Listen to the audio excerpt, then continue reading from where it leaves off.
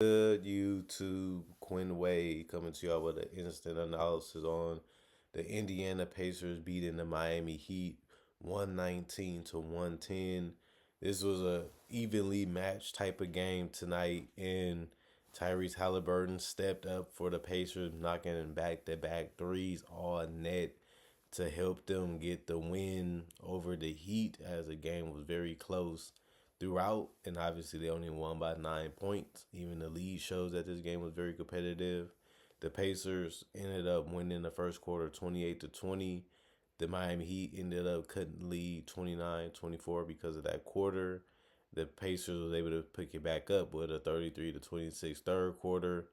And then he outscored them 35-34 in the fourth quarter, which wasn't enough to give them the lead at the end of the game. So the Pacers win. They improved to 6-7. The Heat fall to 5-7. Um, Kevin Love 8 points, -12 and plus minus one turnover, 6 rebounds, 2 or 3 from the 3 point line, 3 or 6 from the field. Haywood Highsmith 0 points, -9 and plus minus one personal foul, 2 turnovers, 1 assist, 4 rebounds, 2 of them was offensive, 0 2 from the 3 point line, 0 6 from the field.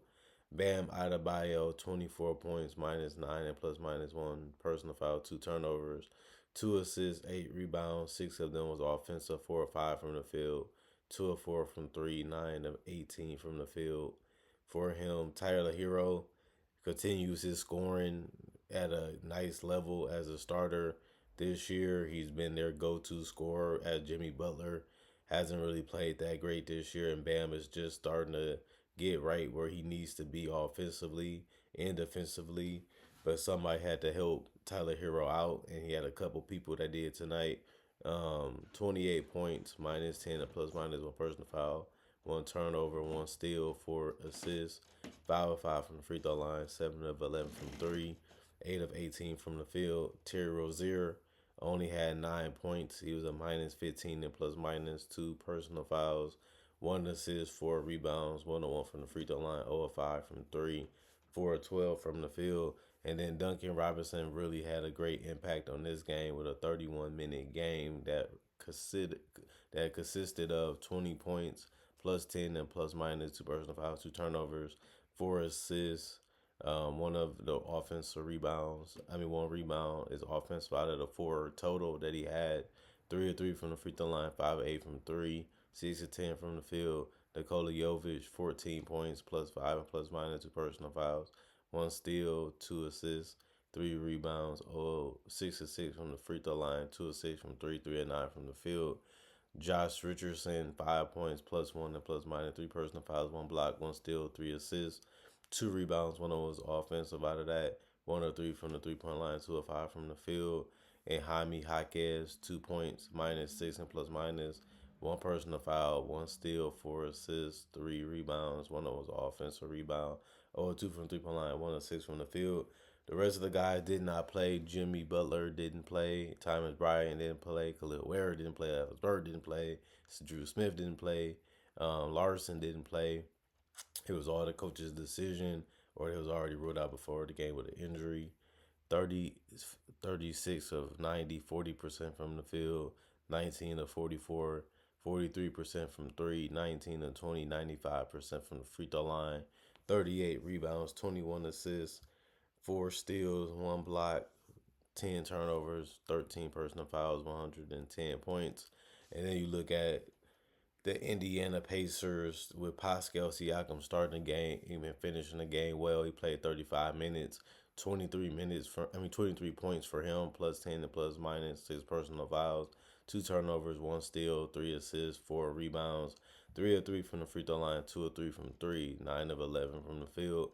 And then Miles Turner continues to have great games that he feels and really has been playing well in general. He this is one of his better seasons, and he's also rebounding the ball better. And he's spacing the floor, and he's not even hesitating with his scoring opportunities. He's just taking advantage of any situation, and he's ready for it. And I haven't seen Miles Turner play like this ever in his career. But he had 34 points, plus 11 and plus minus. One turnover, one personal foul, 2 blocks, 1 assist, 9 rebounds. 3 of them was offensive rebounds, 1 of 1 from the free throw line, 5 of 8 from three. He was 14 and 23 from the field. He was efficient from three, efficient from the free throw line, efficient just scoring the basketball in a variety of ways. And it's just good to see Miles Turner aggressive, looking for his shot and trying to make big plays on both ends of the court. Tyrese Halliburton, 16 points plus 19 and plus minus, two personal fouls, two blocks, 13 assists, so a double double for Tyrese. He did have three rebounds. One of them was an offensive rebound out of that total. 5 of 5 from the free throw line, 3 of 8 from three. He was 4 of 13 from the field. Although he didn't shoot the ball very good, he still was able to score when it mattered most, and he was their closer tonight. And he just made the right decision when he had the ball in his hands. He didn't even have a turnover today, like I said before, showing you that his assists lead it directly mainly to scoring baskets. And those are the type of passes you want to do for the most part. And especially if you're giving up a shot that you can create for somebody just by reading the offense the right way, reading the defense the right way. Those are the type of shots that you want if you play with a guy like Tyrese, which he has shown that he can do. Benedict Mathurin, 21 points, plus 18 and plus minus, one turnover, two steals, two assists, 12 rebounds. That's a double double. 20 and 10 for Mathurin. Two offensive rebounds, 8 of 8 from the free throw line, 1 of 2 from three, 6 of 10 from the field. Ben Shepherd, 3 points, plus 6 and plus minus, three personal fouls, one turnover, one block, one assist, three rebounds, 1 of 3 from the 3 point line, 1 of 5 from the field. Obi Toppin, 8 points, -5 and plus minus, one personal foul, one turnover, one steal, two assists, three rebounds. One of them was offensive rebound. 0 of 2 from the 3 point line, 4 of 8 from the field. Jarris Walker, 6 points, -3 and plus minus, three turnovers, one block, one steal, three assists, seven rebounds. One of them was an offensive rebound, 1 of 3 from the free throw line, 1 of 3 from the field, 2 of 7 from the field. Um, TJ McConnell, 8 points, -2 and plus minus, one personal foul, one turnover, one steal, five assists, three rebounds. Two of them was an offensive rebound, 4 of 8 from the field. And Quentin Jackson, 0 points, -9 and plus minus, two personal fouls. He did have one rebound. It was defensive, and he didn't score any points or make any free throws. And the rest of the guys did not play. Coach's decision, or they was already ruled out before the game. 44 of 85, 51% from the field, 13 and 29, 44% from three, 18 of 20, 90% from the free throw line, 45 rebounds, 30 assists, six steals, six blocks, 10 turnovers, and 16 personal fouls. And the Pacers did just what they had to do to win this game, and it was a tough game for them to win, but they was able to get it done, and you got to give them credit for that because the Pacers, they below 500, so they haven't really played as well as you thought that they would. You also didn't really believe that they'd get off to a slow start as well as they have because they have a lot of young talent. They have a lot of guys trying to prove themselves, and you kind of surprised to see Tyrese Halliburton struggle the way he has struggled in the beginning of the season as he's still trying to find his game again, from game to game. Some games been great, some games been bad, and that's not what you really want to see from your best player. Some people might say, well, Siakam is playing better this year. Well, I'm just going based off last year coming into this year because the season is so early. And now you're seeing that it might be Siakam as their most consistent player outside of Benedict Mathurin, who wasn't a starter at first this season, but he has been really good for them because you can't really guard Benedict Mathurin because he's just so tough of a cover with his athleticism and his ability to shoot the three and pull up on you. He's one of the best guards in the league, and it's just good to see him start and really make a big difference for them when he comes in. You know, now he's just doing it more consistently because he gets more time on the court and he gets to play with starters that make him better and he can play well off of them while also being able to score his own way. And that's just good to see him mix it up a little bit, play on and off the ball, and not dribble so much and try to always take over the game by himself. And that's the adjustment that he really needed to make as a starter. And he was able to do that this year very easily. And it's just good to see how this team continues to try to perform at the highest level. Like Rick Carlisle is a championship coach, He understands the game. He likes this team. He likes his players. He hasn't really whined or complained about anything going his way, really. He just been believing in the team that they'll figure it out. They'll get it, done by the end of this season. And right now, they're looking better. They're looking better offensively. They're looking a little bit better defensively. And when you got a young team, you just never know how they're going to perform each night, even if they already stars.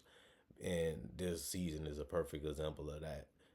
Matchups and styles and preparation really can make you play different and make the game go different than you expected, especially if you're not shooting the ball well. And by their best players, like in the shoot, that's the toughest thing in the game because it can come and go.